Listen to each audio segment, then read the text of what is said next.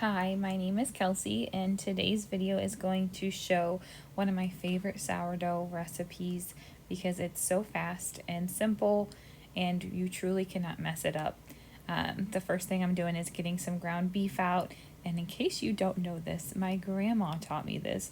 If you put a package of frozen ground beef in a bowl of water, it dethaws so quickly. I've tried it both in hot water and cold water. I don't really see a difference. It just needs to be in water. It can be thawed within, I would say, 30 minutes to an hour. So it is my go-to protein meat choice for this recipe. But you really could use bacon, you could use sausage, you could use chicken, whatever you have on hand. And same goes for the vegetables. With ground beef, I always like to put a little onion in there with it. And then I have a whole bunch of squash from everyone in our family's gardens this year. So I'm throwing the squash in it and the zucchini, and I even freeze squash, yellow squash, and then the zucchini all chopped up in freezer bags, and we'll freeze them for the winter time for when I make this recipe. And just throwing them in the pan with the ground beef after it's cooked, it turns out the exact same as if the zucchini were fresh. Also throwing in some raw garlic for all of the good health benefits of garlic. And then you can see my tomato sauce there. I stopped buying like this cans of and jars of pizza sauce and spaghetti sauce because it is seriously so simple and easy to buy the tomato sauce and cheaper, and you can get organic and then just season it yourself. It just needs some salt, some good quality salt, some onion powder, garlic powder, oregano or Italian seasoning, whatever you have, basil. And then I put a little bit of honey in it and it's perfect. Plus, you can get bulk tomato sauce cans from Costco. So, just a tip there that has really helped with our grocery bill. Also, you saw that the temperature needs to be on 500, and you'll want to put some olive oil all over your cast iron skillet and put it in the oven right when you're preheating it, because you want the pan scorching hot for when you put your sourdough discard into it. I actually kind of messed that up, and you'll see that in just a second, but it is actually a perfect example to show that this recipe is foolproof. It starts to not stick. You'll see here in just a second. So there's my sourdough discard, and I really should have left it in, but I was in a hurry, of course. And I should have left it in like a few more minutes so it was a little bit hotter, because if it was hotter, it sticks to the pan way better and you can spread it out easier. But that's not the case for me right now. So I am going to just put some more sourdough discard in there and it all works out. This recipe is not for looks or aesthetics. It is truly just a nourishing, quick meal. It is all about being quick. But again, if the pan would have been a little bit hotter, I could have avoided this. So just keep it in there until it's absolutely scorching hot. I would say after it's preheated to 500, give it like 5 additional minutes and it should be good to go. But yeah, here I am just going to go ahead and pour a little bit extra over there where it was really not sticking.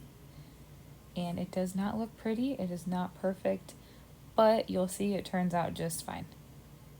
If you are someone who loves to be told an exact amount of like how much sourdough discard is here, unfortunately this is not a recipe that you can do that.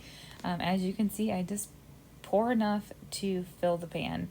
I like to keep sourdough simple. I feel like so many people complicate it and get so overwhelmed by it, but it really is so resilient. It takes a lot to actually kill it.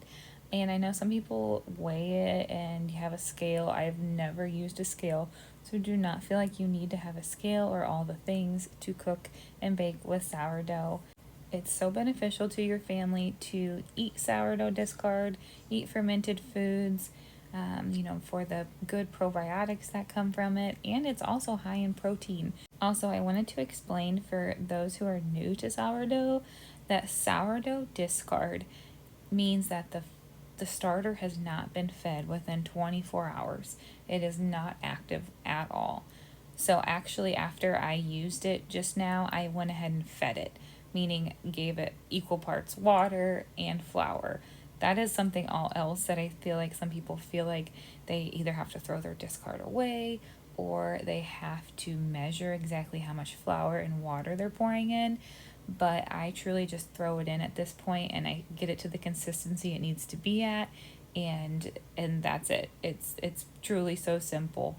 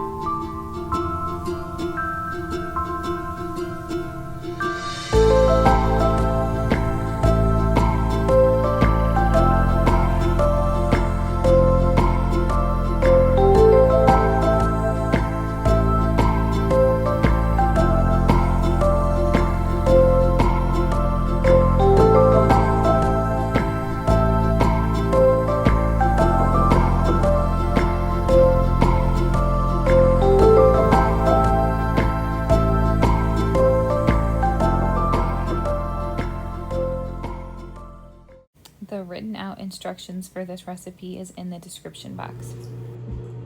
All right, got my ranch here. Gonna just drizzle a little bit on. It's kind of a lot. Get some hamburger.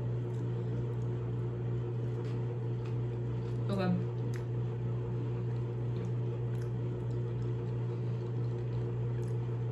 Yum. Hi, my name is Kelsey. I live on a small farm with my husband and 2 young children.